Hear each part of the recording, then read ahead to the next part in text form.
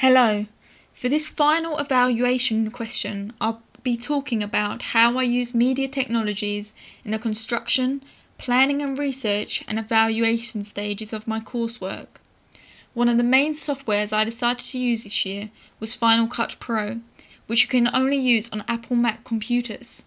Last year I used Adobe Premiere Pro, which is basically the more basic editing program that is an advance with effects, transitions and just general continuity, unlike Final Cut Pro. Below the main screen you'll see we have the timeline, where there's already numerous footage clips that I had to use a tape deck to capture in order for it to be rendered on this software beforehand. This software is particularly good with the whole rendering process with tapes, which Premiere Pro is not as good with. On top is all of our footage, and below is the sound of the footage, but in our case it's dubbing that was done in the post-production stage because we had some technical difficulties with sound during production, unfortunately. On the right above the timeline we have everything that has been imported, so the footage, the external wall footage, the recordings of sound and the soundtrack music, whether that's diegetic or non-diegetic sound, such as the intense music we had at the end and the music from Billie Holiday and Frank Sinatra. As editor, I did a lot of research into how I should construct the short film. From the research, I saw that all films have a production logo at the beginning, because it's sort of a trademark throughout the film industry. I managed to find this particular logo off of a film noir clip from Google, which is first Warner Brothers logo, who are well known in having created film noirs alongside MGM. I started off by adding a fade-in transition, which is common in classical Hollywood films, including film noirs, which I tried to make sure my own short film matched up to the genre, especially in editing, as it emphasises the narrative's mood and atmosphere. I edited an air raid siren behind the logo when it appears on the screen to give the audience this acknowledgement that the movie is indeed set during the Second World War. Also within this timeline, if I drag my mouse along the timeline to the first conversation between Rick and Ilsa, we can see within this scene that everything is very clear. To want a love that can't be true. The problem with the world is everyone is a few drinks behind. Elsa. So that audiences are able to hear.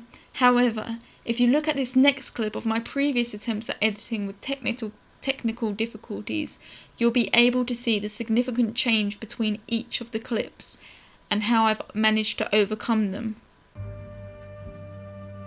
To want a love that can't be true. The problem with the world is that everyone is a few drinks behind.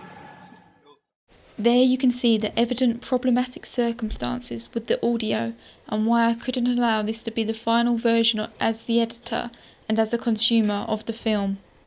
I went through a very detailed process with the sound, which involved trying to use a scale, which are the red lines on the audio that you can see on the timeline, and moving them up and down to see where was appropriate for our sound to be most coherent with the actor's audio. Later on I began to use Soundtrack Pro, which is also software only used on Apple Macs, but unfortunately it wasn't advanced enough to rid of the technical sound, and therefore I was left to allow the actors to record on a piece of technology called a Zoom microphone, which picks up sound very clearly, and when using it you have to be in a complete silence with only the intended speaking because it captures everything. But as you can see, it was worth it because it came out very clearly and allowed the narrative to get across better to audiences to create the solemn atmosphere we were going for. Getting back to Bruno's character, when he is seen with his hand on Llewellyn's shoulder, we're instantly oblivious to who he is, but anticipating what he could be there for. There's suddenly three characters in this strange narrative and we want to find out why. We can't understand how this could progress further, but it does.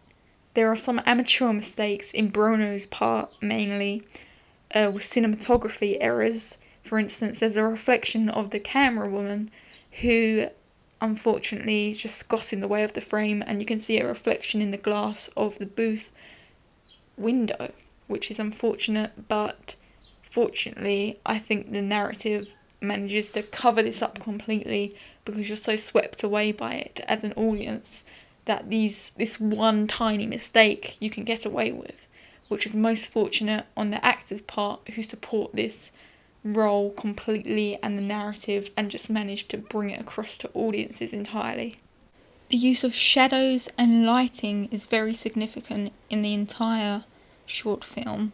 Because it's film noir, the whole genre sort of relies on the technology of using the lights, halogen lights, which were used in this case. We have some harsh lighting in some circumstances, particularly between Bruno and Rick, where we feel that their faces are a bit less smooth in comparison to this soft glaze that was earlier shown on Ilsa's face. She's sort of seen as a femme fatale, whilst Bruno's the enemy. Although they're both enemies, we can see a contrast between femme fatale and the antagonist. Rick's shadow in particular shows how isolated he seems to be. There's not much of a shadow on Bruno, which comes across with this idea that Bruno might be a figment of the imagination as much as Ilsa is, which gives this complete twist to the story altogether for the audience to perceive this narrative however they want to. But the shadows are very key in isolating and showing alienation to the character, that's supported by his body language. The next thing I want to show you is editing. The box I've just opened shows how I managed to colour the footage to black and white through the contrast and brightness, which managed to put certain characters in a certain light to fit their persona. If I drag the mouse through the timeline to the end, we see how this is very effective during the jump cut sequence of tension, where Bruno's speech goes inaudible and music that screams danger to the audience is more coherent instead.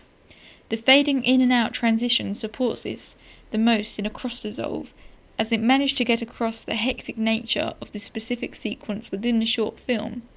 This is a disequilibrium of the narrative, and this sequence supports that idea entirely, because Bruno is the disequilibrium after Ilsa, never causing the idea that Rick can settle down with contentment.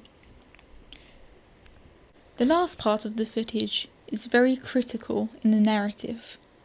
We see an over-the-shoulder shot of Bruno looking at Rick, who is the main focus in this specific frame. We can see Rick moving away and leaving.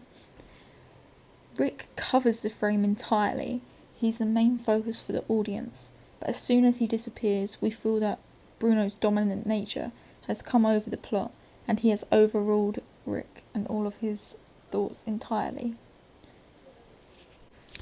The moment Bruno holds up the glass, we can see this dominant nature come to terms. He is the highest regarded in this hegemonic society, in this patriarchal society. In a time where racism and sexism is critically acclaimed, Bruno seems to be the most highest in the hierarchy at the end. The glass showing that he is the epitome of this theory. So as we indeed have come to the end of the walkthrough of the post-production stage of Odds Against Even, there is an epilogue at the very end which sort of summarises Rick's feelings towards his romantic conquest and the immoral values that established in his life that revolve around the subject of love.